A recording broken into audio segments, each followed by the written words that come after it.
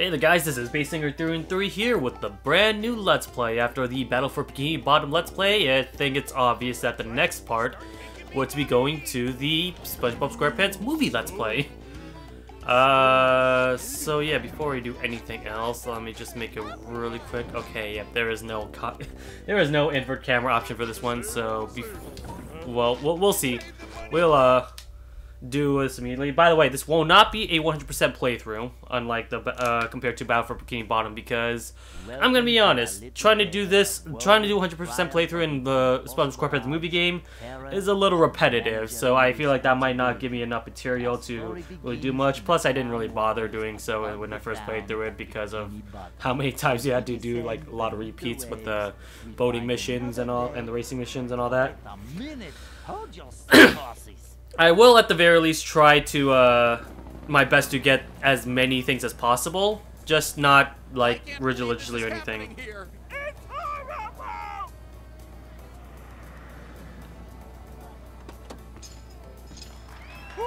Thank Neptune, my manager's here. Talk to me, Krabs. It started out as a simple order. Holy shit, they actually got Clancy Brown to voice this, finally. So what went wrong? I'm not sure why they didn't, like I said, I didn't know why they didn't do that in Bikini Bottom, but This has never happened before.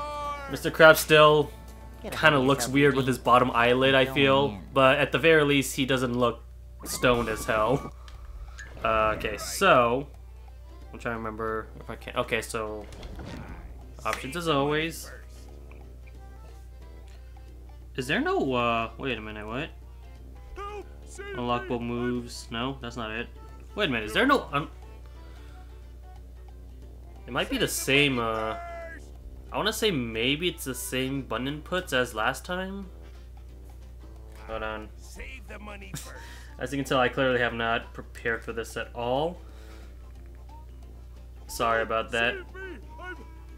They really don't have an invert camera option because this game still has inverted cameras, which is unfortunate. Is there like one of the... I noticed that there's like some sort of sound effects. Okay, hold on. Let me do something real quickly. Never mind. Save the money first. Save the money first.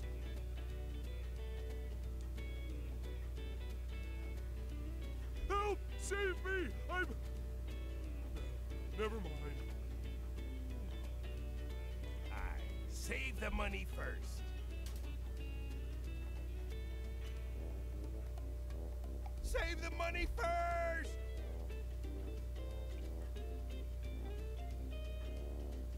Help! Save me! Okay, yeah, I checked, and there is no invert camera option, period. So, oh boy, I'm gonna be screwed with the controls here. Because left is left, right is right, up is down, down is up, yeah. Alright, well, we'll try our best at the very least, like... The manager is here. Anyway, so yeah, it seems so far everything seems to be pretty much the same. I will say something... Oh, that was a weird frame rate dip right there. Oh, whatever. I will say something positive about this game, man. I'm gonna refrain myself from saying a whole lot of, like, bashing against this game because I will... Like, even though I think that this is an inferior product compared to Battle for Bikini Bottom, it's not 100% bad.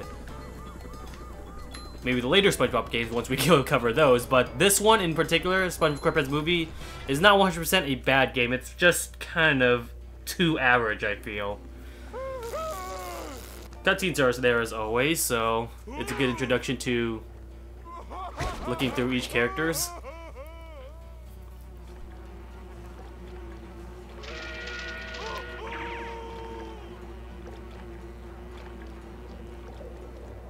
So yeah, Shy Guys actually do have a purpose in this game, for once. They actually give you, these weight-looking things out. If you guys can't tell what they are this game's currency. The shinies have been replaced by these weight-looking things. I'm not exactly sure what they're called. Short slide from manager to, well, not manager. Up the daisy. Okay, yeah, I can't. There was a skip up there that I can do, but like I think I failed that time. There should be a treasure chest over there. Manager. These are basically, in a way, the Patrick socks. The replacement for Patrick socks. To see what extra you have just earned, go to the extras section on the options menu. Which is right here. So there's a total of 1, 2, 3, 4, 5, 6, 7. 1, 2, 3, 4, 5, 6. Whatever 6 times 7 is. 42. So there is a total of 42 treasures you can collect in this entire game. I might miss some. I do apologize for that. If I, for some reason, change my mind and actually do a 100% playthrough, it's most likely not going to be The job for too interesting, because the 100% requirement for like a Battle for Bikini Bottom is a lot more fun, in my opinion. Whereas this one, like I said, there will be a lot of repeats. Like, you will have to repeat some missions. And I think in this game also, you kind of have to force to repeat some missions as well, just because the requirement for getting Goofy Goober tokens, which is this game's equivalent to the Golden Spatulas, will be, what's the word? Well, repetitive. I guess that's a good word to say it. Boxes are still here, and they still give you currency as ever. Yeah, I'm just gonna say currency just to make it easier, because I don't know the official terminology for what these weight things are called. So, yeah. They really enlarge the button things, don't they? They're trying to make sure that you know how to press those buttons. You may notice some of the frame rate dips. I am playing this on the original Xbox version, and believe it or not, that's still the best version you can get in order to maintain a steady frame rate. When I was playing this back in the GameCube era... Oh, Patrick's naked! Oh god, okay, yeah, they clearly reference a lot of things from the movie. So yeah, Patrick's naked there. I'm not sure if I'm gonna have to censor that or not, but yeah. That was clearly the, I think this is a dream sequence, isn't it? This is when, if you really want to watch the SpongeBob SquarePants movie, just watch it. Because I don't think this game is a good portrayal as to what you may have in stores for the actual movie, because this is more of like a retelling with surprisingly different voice acting. Sometimes they actually, I will say something about this, the game's voice acting in this game. I think it's fantastic. Might be even better than the movie, personally, but the way the cutscenes are portrayed, you saw that in the very beginning of the gameplay, by the way, where like it's just still images of the movie with different voice dialogue. I think that's very lazy, and it might have to do with like time constraints and all that. Yeah, Mr. Krabs still looks as weird as ever, but I'm glad Clancy Brown voiced him once again. So yeah, Goofy Goober tokens are, manager of this yeah, there's that white line. I don't know what the hell that is. I think they like took stills from, You got a name? oh yeah, the white line's gone at least. But yeah, they took stills and very low quality of the movie itself. Gotta have the right tools for the job. Bingo. Now I want you to do me a favor, Phil. What? Say cheese. Okay, the voice acting is not 100% good. I think mostly the SpongeBob... What the hell's up with Gary's face? Biggest day of his life. Yet, despite his dreams, They also removed some jokes as well, and like I said, very, very abridging the thing. so he sulks off I to wouldn't be surprised if this grind game's the actually ice faster cream than the at movie itself. local Goofy Goobers across the street. Jealous of Mr. Krabs' success, the diabolical Plankton hatches Plan Z. He steals King Neptune's crown and frames Mr. Krabs for They're selling it very to the rapidly far-off and fast-forwarding the dangerous majority land of this game, of or the Shell movie. City. Let us now join our heroes in the midst of their self-pity. So yeah, like I said, this game is polarizing to say the least. I would still recommend playing it, but I don't know if you like. That's the thing. I'm not sure exactly if you guys will enjoy 100%. Like for a SpongeBob fan, maybe it's enjoyable, but for like any casual platformer, it's a lot better just to play Battle for Bikini Bottom instead. I'm just gonna say that straight up right there. So now we get to play as Patrick, and you may think that because this follows the same formula, Sandy might be a playable character despite her not having a whole prominence in the movie. Nope. Sandy has been removed as a playable character. Thankfully, most of her moveset, Patrick for some reason has. It's a little bit weird, but like at the same time, like it's not completely horrible. But it is unfortunate to have Sandy like missing in the adventure, mostly because she's actually one of the best characters to play in Battle for Bikini Bottom, and to have her removed is definitely pretty bad and disappointing. I don't have my speedrun move yet. Here's the thing with Patrick is that while they did remove Sandy, I think they also improved Patrick's moveset a bit. This isn't gonna break. Yep, that thing should be breaking. Wait, hold on. How many? There's 2 treasures in total. I'm not sure exactly where they're all located. Patrick, unfortunately, can't attack in the air, so that's still weird, even though he has like the spinny attack. I'm not sure why they kept that though, but whatever.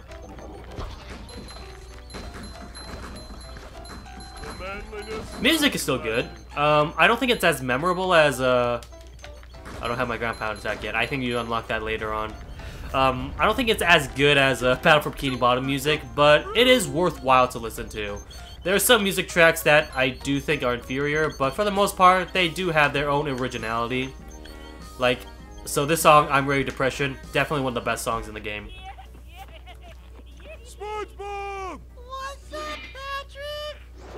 You have got to try this new dot room game. Doug! Where? I do think that cutscenes in general have been improved, but otherwise, yeah, not much has changed. We might be coming up to a part where like Patrick essentially took one of Sandy's moves. I could be wrong though. Like I said, I haven't researched. Compared to Battle for Bikini Bottom, I didn't really research too much. This was honestly kind of like a last minute thing. It's like, oh, I finished Battle for Bikini Bottom. I might as well cover the movie as well while I'm at it. Not to say that I'm not looking forward to it. I am looking forward to like covering it and telling you guys like what I think overall about the movie, game, the game movie. Again. I missed you guys.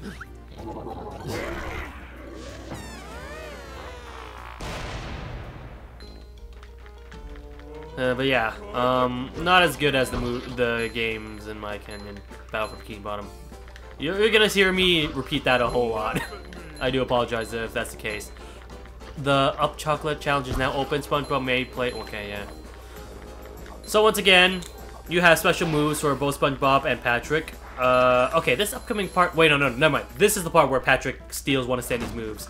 So, Sandy has the lasso attack, or this lasso, not glide, but the lasso, thingamabobber, where she grabs a thing.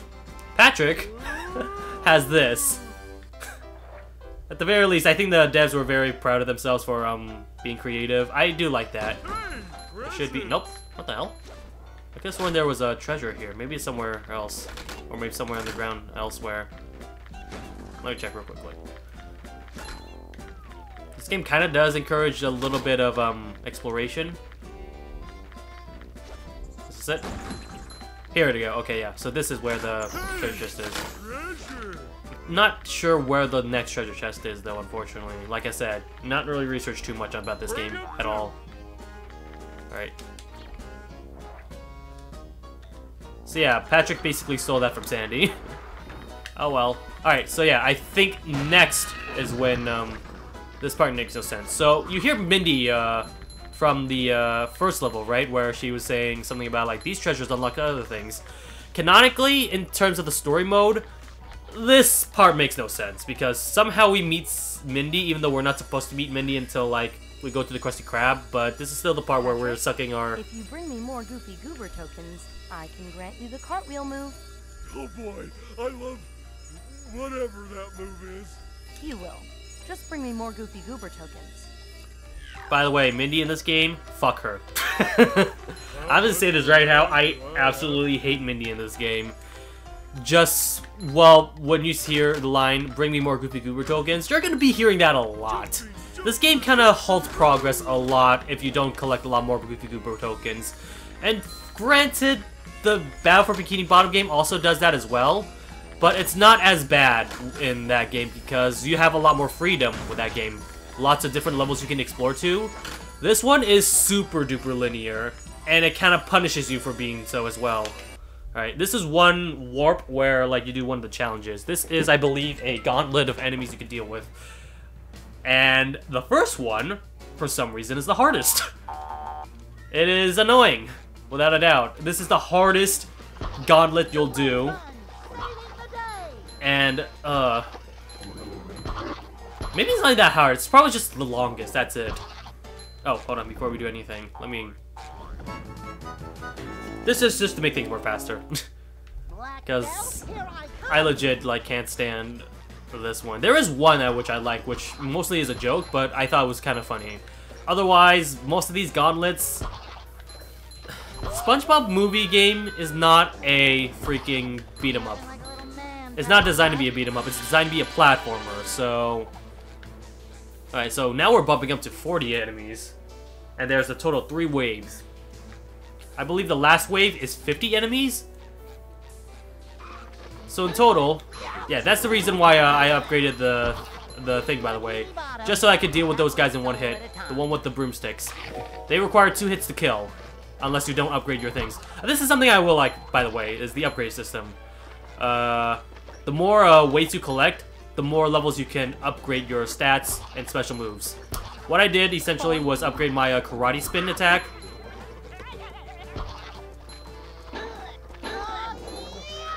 Just to do more damage. So yeah. Alright, so let me do the math correctly if I'm correct. If we do, in fact, kill 50 enemies in this one. It also kind of makes no sense, like, in the world of the SpongeBob universe as well. These are people that have been mind-controlled by Plankton, not necessarily bad guys working for Plankton. And here we are trying to kill them. Sounds pretty morbid if you ask me. So yeah, I think in total we've essentially killed 120 enemies. I was right, you do kill 50 enemies in the Wave 3. This, yeah, is not a whole lot of fun. I'm doing fine, but like I've heard a lot of people, especially casual players, die very easily in this battle. And like I said, it's mostly due to the fact that, once again, this game is not programmed to be a beat 'em up. Period. Like, you only have one move starting off. Unless you, for some reason, like, decide to not take this Goofy Goober token and then play it through the other tokens as well and upgrade beforehand. In which case, yeah, maybe if you, once you unlock the Bubble Bowl, or the Sonic Boom, or the Guitar, you'll see what I mean. Then it'll probably be a lot more easier, but this is one of the first Goofy Goober tokens you collect. And it's pretty hard. This game definitely has a very inconsistent difficulty curve, which I don't think anyone's a really fan of. Alright, that should be done.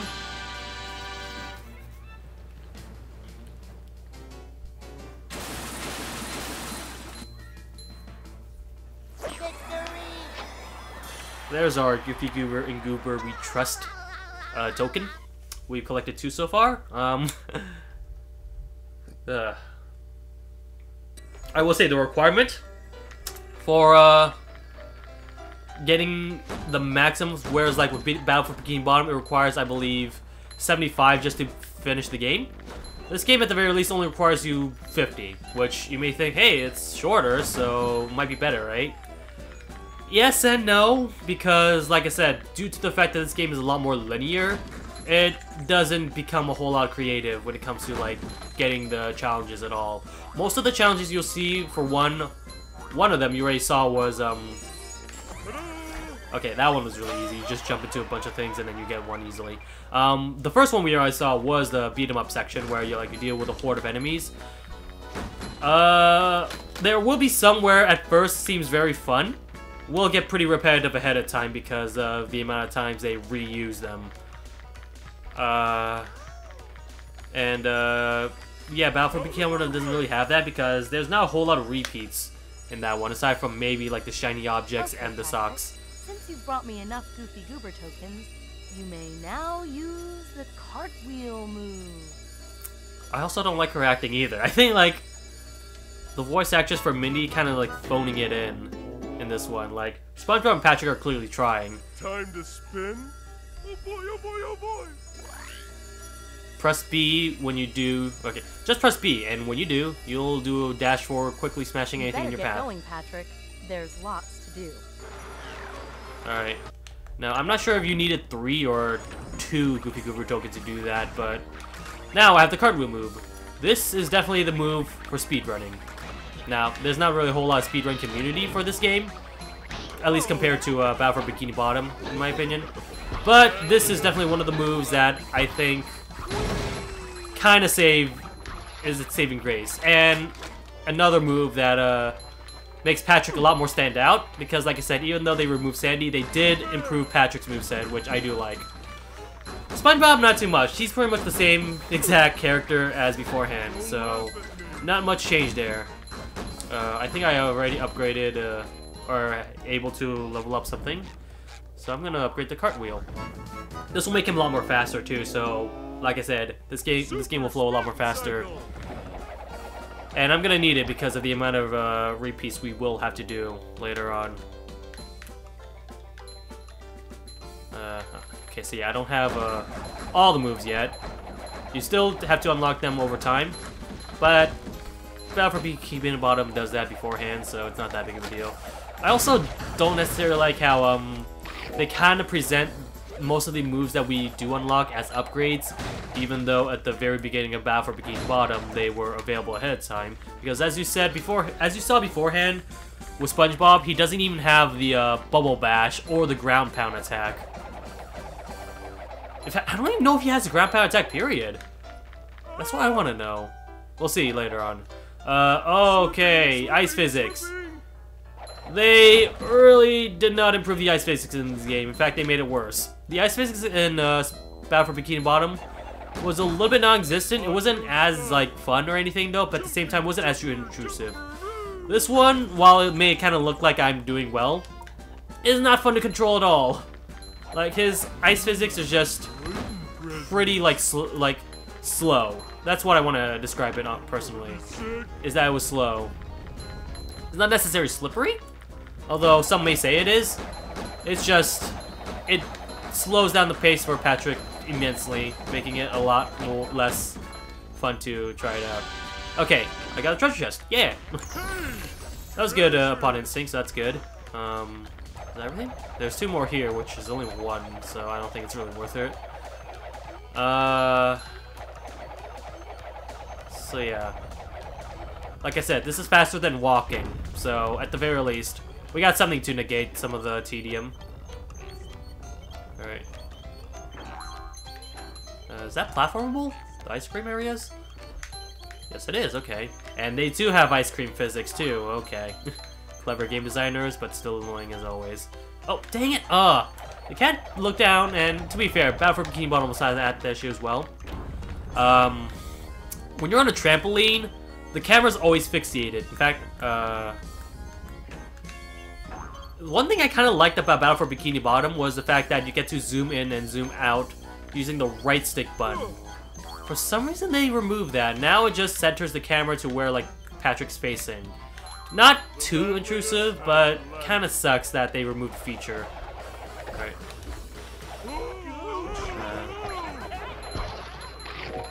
Oh yeah, there's some buttons here, so I could probably just do that. Not gonna be that big of a deal. You could at least still move with the D-pad if you're more comfortable with doing that. Playing on the Xbox though, it's not. Like, or on the GameCube for that matter, but that is an option that you can do if you want to. You may notice that there's a SpongeBob mission here, but to my knowledge, hold on. Okay, this one's one we're getting. This one's up Chocolate Creek, which we can't get until we backtrack later. This one's the one with SpongeBob. We can't do that yet, so we're just gonna collect that immediately. So it may sound like I'm too negative on this game. I do apologize for that, but you may have to understand that as a kid, I was sorely disappointed with this game. It's 8 in the morning, SpongeBob. Oh my gosh. Especially since this was after I finished 100%ed Battle for Bikini Bottom. Gonna kill me. Mr. Krabs. Back at the Krusty Krab, King Neptune confronts Mr. Krabs about his alleged thievery.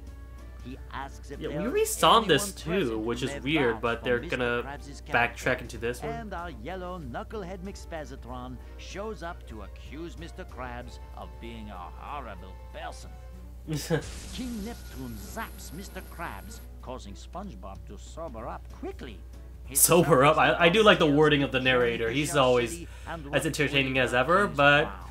at the same time, he can be a little bit monotone, or a little bit too monotone in this game. So SpongeBob and Patrick may attempt to retrieve the crown. King Neptune's daughter Mindy provides SpongeBob and Patrick with a magic mirror, through which she can That's a magic communicate mirror? and assist our heroic duo.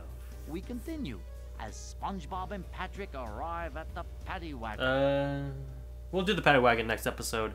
So the paddy wagon, and to a certain extent, another racing form. SpongeBob, Patrick, it's time to start your journey. Drive the paddy wagon through Bikini Bottom to the edge of town. Playing the Plankton's statues are already enacted, which is bad. This road will take you through Bikini Bottom to the edge of town. Don't let the paddy wagon take too much damage, or you'll have to start again. Our journey begins. Epic, heroic, daring, valiant, courageous! SpongeBob, you're driving a sandwich. Not just a sandwich, a Krabby Patty. With cheese. They're gonna forget all the other lettuces, the lettuce and tomatoes as well. Screw it. We'll do this immediately. I might as well get this out of the way while I'm at it. So this will appear a lot. I think out of all the missions, this one at first may not seem as bad, but will get super repetitive later on, especially since they keep on reusing it. Okay, I just noticed that. Okay, the lines on the freaking thing doesn't really line up to the road for some reason. That's weird. But yeah, anyways, as I was saying, at first it seems fun, but I will say once again, it's gonna get very tiring real quickly. How do I bash again? Right trigger, okay. So you have these nitros. These kind of negate it a little bit, but you're gonna have to really know how to utilize them just to get all the requirements for the Goofy Goober tokens. Oh crap, okay, hold on. Thankfully this is not a time trial, so we could all easily go backtrack and get that. But if this was a time trial, then we're definitely gonna be losing a lot. There will be 3 extra missions you can do for every single driving mission. This one is, the first one is always going to be like a simple mission, like get to the end, or follow a certain thing, or do a certain thing before you get to the end, and stuff like that. Not too bad. But then they repeat that 3 more, sorry, don't repeat that. They repeat 3 simple missions once again, by doing 2 time trials and a ring challenge. Those parts will get annoying because you're essentially doing the exact same thing you're doing the first time you're playing through the game.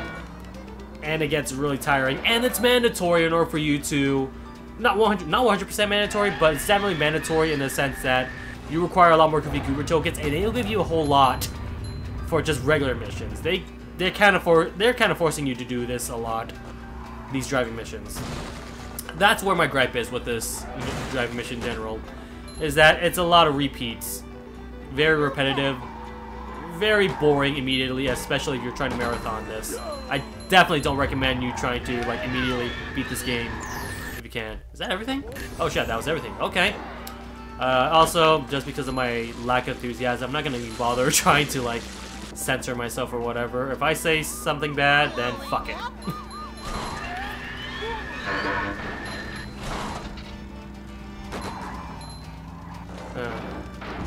But yeah, I thought of the idea of censoring myself back in the Battle for Bikini Bottom Let's Play.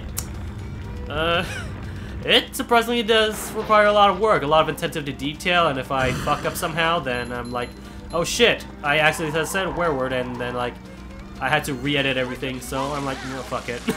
I'm just gonna say how I normally say.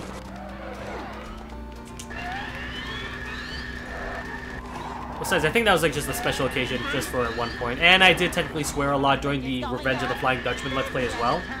even if I didn't necessarily beat it. And here's another thing I hate about You've reached Mindy. the edge of town, and now you can go on to the next part of your journey. Here's your reward. Come back again if you want another driving challenge. She gives out Goofy Goober tokens.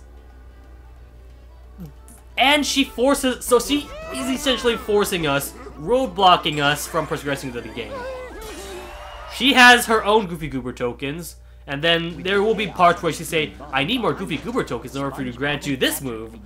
Even though she obviously has plenty of Goofy Goober tokens on herself, she's fucking royalty too. It's like, ugh. She's not as annoying in the movie because she, you know, she has a goddamn personality and all that. But she's just so, she is just done not perfectly or poorly in this game. No.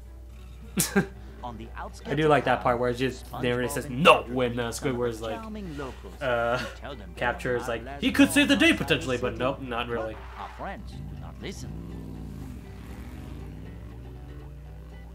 And you may be wondering like how the hell is it that even though our Goofy Goober paddy wagon's been stolen, and later on, like I think in the actual movie, you lose our heroes lose the Goofy Goober token as well. How is it that they're able to return it and utilize it a lot in this game?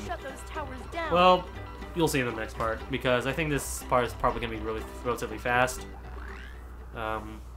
You have enough Goofy Goober tokens. Oh, thank God. Now I can teach you the bash move. There might be a possibility where we're actually forced to do that one mission where we do a Gauntlet of Enemies. Now I am the master. Press Y and then you can hit things directly above you. Thanks, Mindy. Those radio towers are broadcasting Plankton's hypnotizing messages. If we don't do something soon, every creature in the sea will be under Plankton's control. You have to go into the desert and shut them down. Isn't this the really dangerous desert that no one has ever returned from? No. I think that's the desert next to this one. Aren't they adjacent then? Well, in that case, I'll have those towers shut down in a jiffy. Alright, so yeah, well, these fuckers are still laughing as always. Anyway, so yeah, we'll get into more what I think about this game later on. And like I said, I do apologize if I'm being a little bit too negative for this playthrough. But these are my honest opinions on the SpongeBob SquarePants movie, the video game. I am willing to beat it at the very least. I don't think I'm 100% inclined to 100% complete it, especially because of...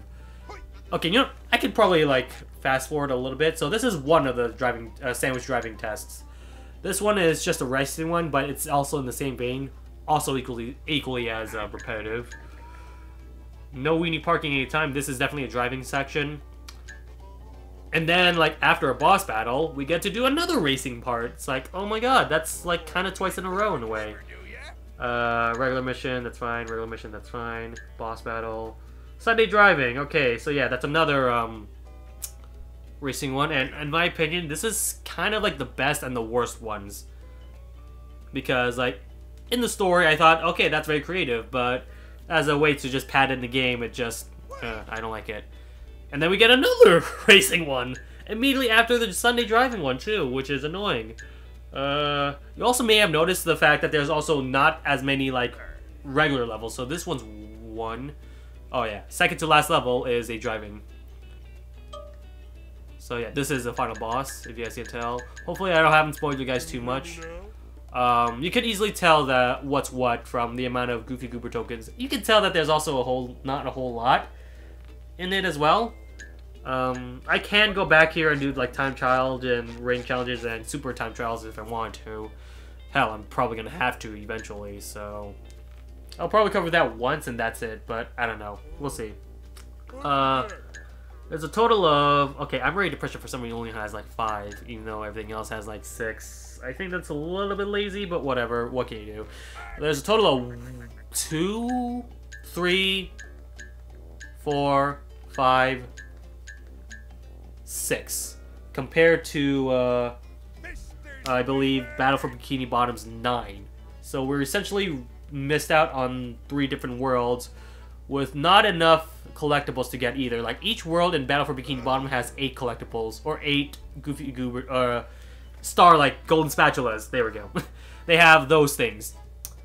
And they're also sprinkled in with, like, boss battles and all that as well, so you know how they're very organized as well. They kind of separate, like, most of these boss battles and driving sections as separate as well. I'm not sure if I'm doing a good enough job at explaining myself, though, but point of what I'm trying to say is the pacing is definitely poor. Like, if they were spaced out a little bit better, then it wouldn't be that bad, but you can tell that this game was definitely rushed just to meet the demands of the movie as well. Also, we got this ability, which is the Bubble Bash, I guess, even though it's an ability that we got immediately in the first game. Prepare to see a whole lot of repeats in terms of quote-unquote upgrades, despite the fact that we've gotten these weapons and trinkets previous game. Yeah. Anyway, so we'll be right back with the next episode of SpongeBob SquarePants Movie the Game. Stay tuned.